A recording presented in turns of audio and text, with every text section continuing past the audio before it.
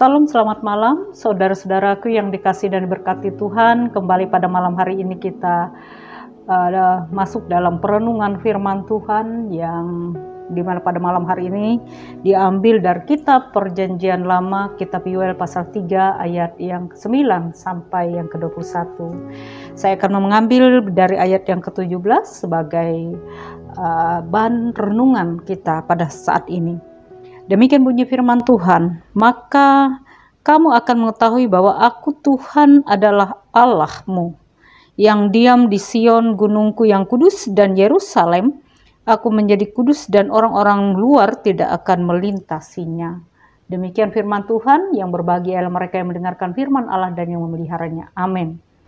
Ada satu lagu yang berjudul Pelangi Sehabis Hujan, di mana lagu ini menggambarkan bahwa setiap ada pergumulan, ada masalah, bahkan duka cita sekalipun, bahwa ada harapan yang Tuhan sediakan, ada kekuatan, ada penghiburan dan sukacita sesudahnya.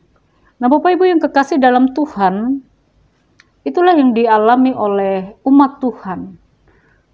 Itu yang digambarkan oleh kitab Yoel pasal yang ke-3 ini, khususnya ayat yang ke-9 sampai yang ke-21.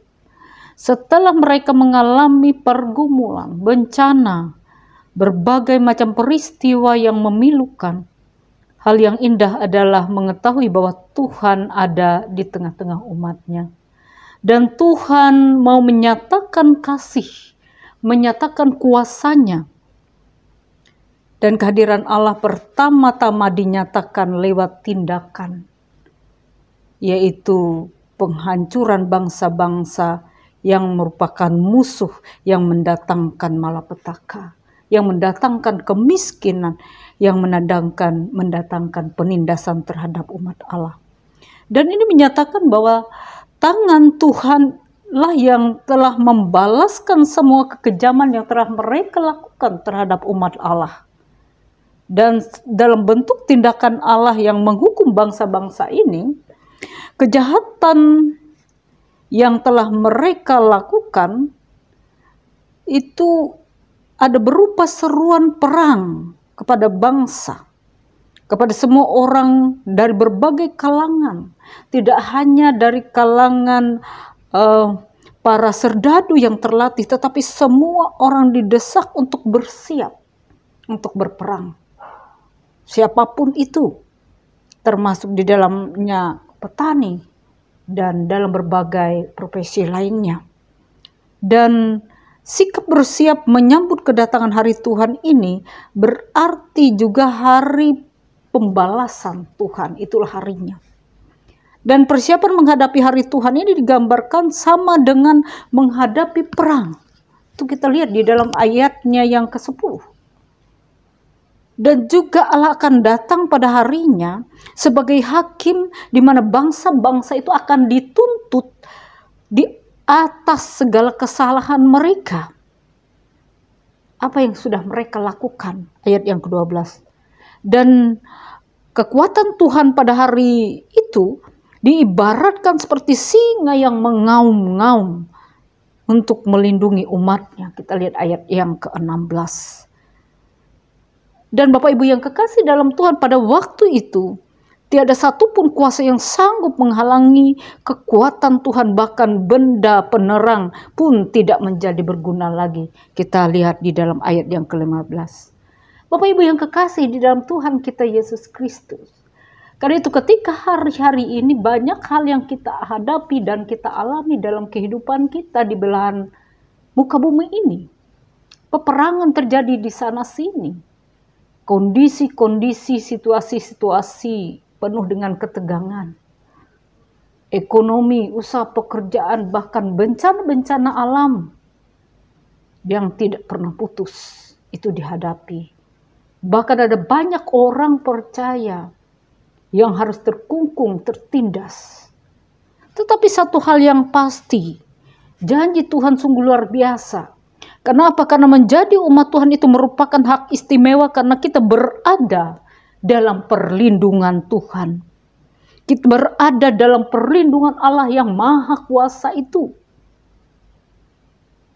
Dan tidak satupun kuasa yang mampu menyentuh kita umatnya.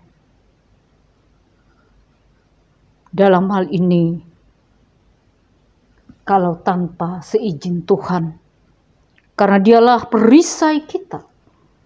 Jadi meski pergumulan, meski penderitaan, meski penyakit, meski perusakan, meski pembunuhan, meski peperangan, meski permusuhan berdatangan, seolah-olah menyerbu umat Tuhan. Tetapi tidak satupun yang dapat memisahkan kita dari kasih Allah. Nah Bapak Ibu yang kekasih di dalam Tuhan, karena itu jangan pernah kehilangan pengharapan dan keyakinan.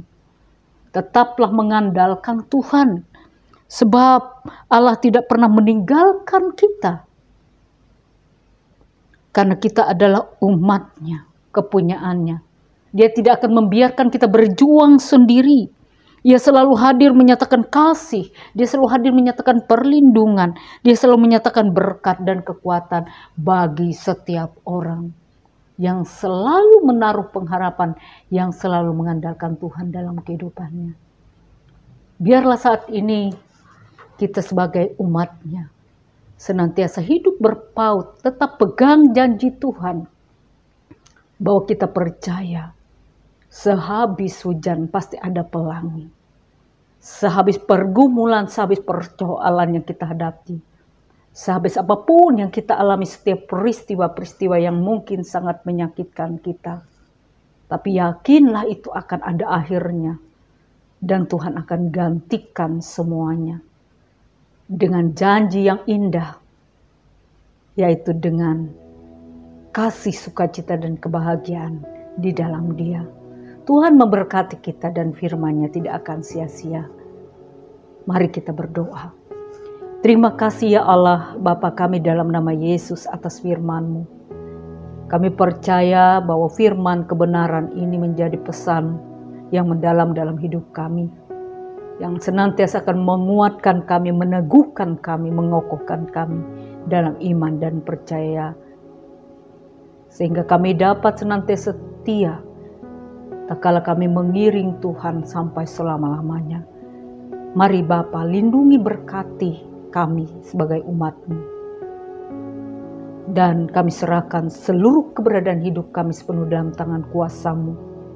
Dan secara khusus bagi saudara-saudara kami yang saat ini sedang menghadapi peperangan, Tuhan, mari Engkau karuniakan orang-orang yang memprakarsai kedamaian bagi mereka, sehingga perang itu bisa berakhir dan mereka boleh hidup saudara bersaudara satu dengan yang lainnya. Terima kasih Bapa, kami serahkan semua dalam tangan-Mu. Inilah doa kami dalam nama Tuhan Yesus, kami berdoa dan mengucap syukur. Amin. Selamat malam, Tuhan memberkati.